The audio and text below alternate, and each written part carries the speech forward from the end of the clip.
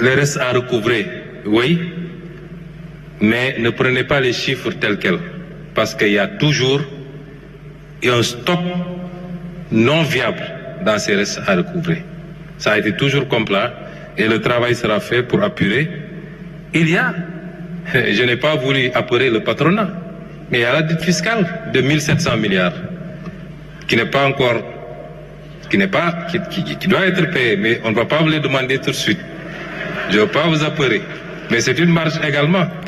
Il y a eu des mesures de suspension durant la Covid, mais il y a d'autres types de dettes qui sont là. Mais pour accompagner justement le patronat auquel nous devons également de l'argent, on peut faire une convention de dette croisée. Vous nous devrez encore beaucoup. Mais nous sommes là aussi pour vous. Et tout ça, c'est des marges, effectivement.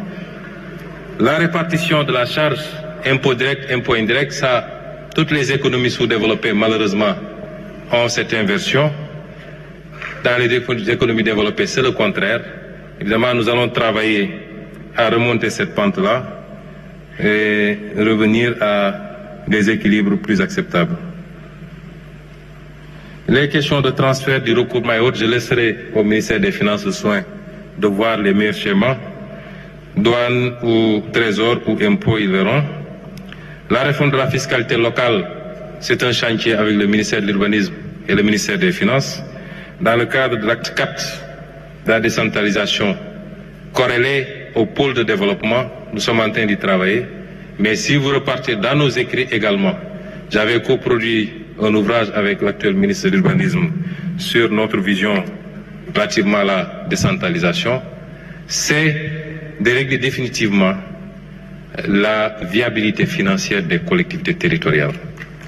Nous sommes l'un des pays qui a le taux de transfert le plus faible.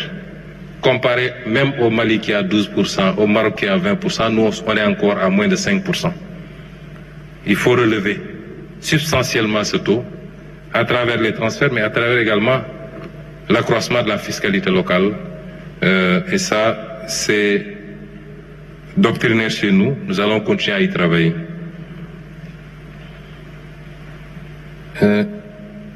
La stratégie nationale de la bonne gouvernance, elle va accompagner certainement tous ces textes qui sont faits actuellement et qui concourent tous à cette préoccupation de bonne gouvernance. Mais c'est un chantier auquel peut-être vous serez conviés, qu'on finalisera pour compléter le package dont a parlé le président tout à l'heure. Oui, moi je pense que quand on a géré un pays, quelle que soit votre fonction, président, premier ministre, ministre, directeur général, vous ne devez pas pouvoir, au lendemain de la fin de vos responsabilités, prendre la clé des champs. Il faut rester un peu pour qu'on voie si il n'y a pas des choses à vous imputer d'abord. Beaucoup de gens sont sortis du pays, des dossiers les concernant sont ouverts et ça crée une sorte d'impasse juridique où ça rend les procédures beaucoup plus difficiles. Je pense qu'à un moment donné, peut-être c'est ce qui avait motivé la prise de certaines décisions interdisant certains de sortir de territoire. Beaucoup ont dit que c'était illégal. Et il faudrait peut-être légiférer pour donner une base légale à tout ça et renforcer un peu la reddition des comptes. Madame Mame Diarra Ndiaye de la société civile, nous sommes tout à fait ouverts pour impliquer, associer la société civile à ce que nous faisons. Toutes les bonnes volontés, toutes les compétences sont les bienvenues aujourd'hui. Parce que le pays n'appartient pas aux politiques, il n'appartient pas seulement aux tenants du pouvoir, il nous appartient à tous.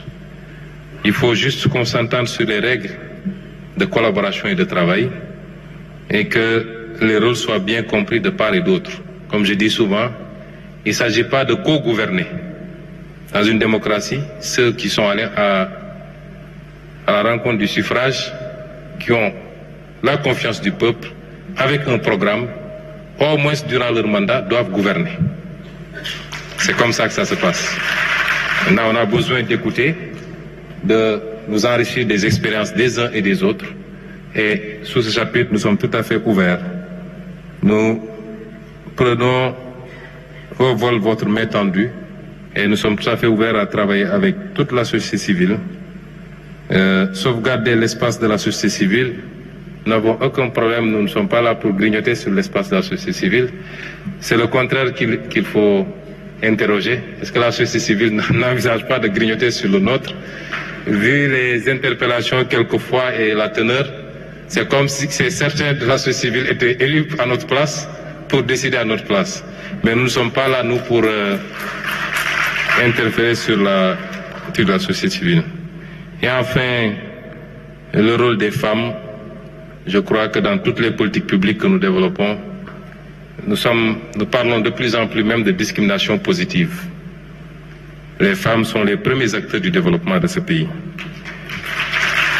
Je le sais, et c'est pourquoi, partout où j'ai été à titre personnel, les maigres revenus que j'avais, je les ai alloués à des associations féminines pour les aider à se renforcer.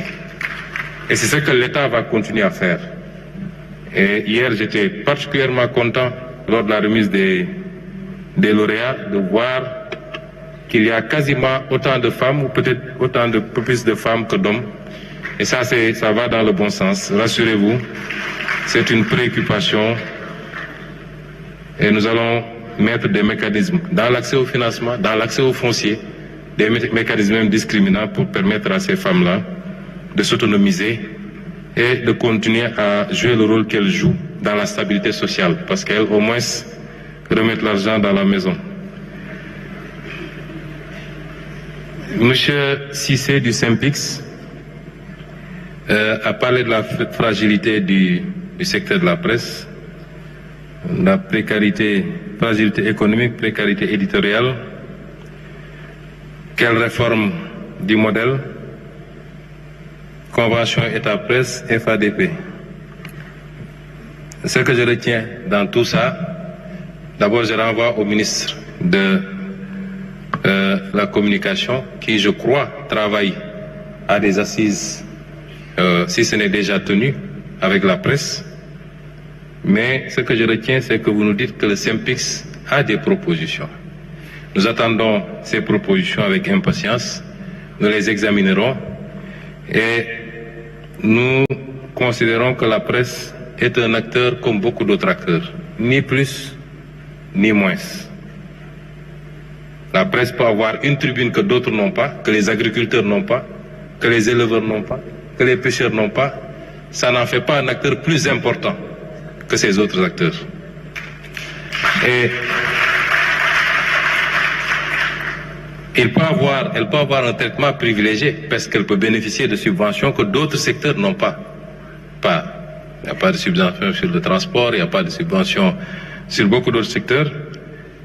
Il nous faut aujourd'hui travailler à un modèle qui permette à tous les acteurs de faire leur travail dans la sérénité, dans le respect des cahiers de charges, dans le respect de la déontologie et jouer le rôle que chacun doit jouer. L'État jouera son rôle, la presse jouera son rôle.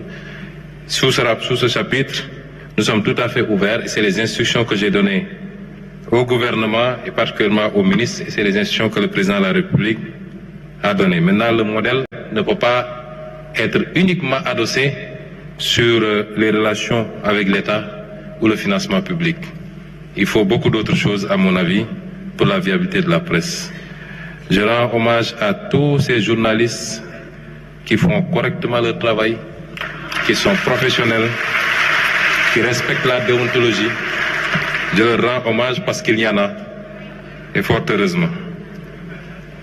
M. Amadou Seck a parlé de la place importante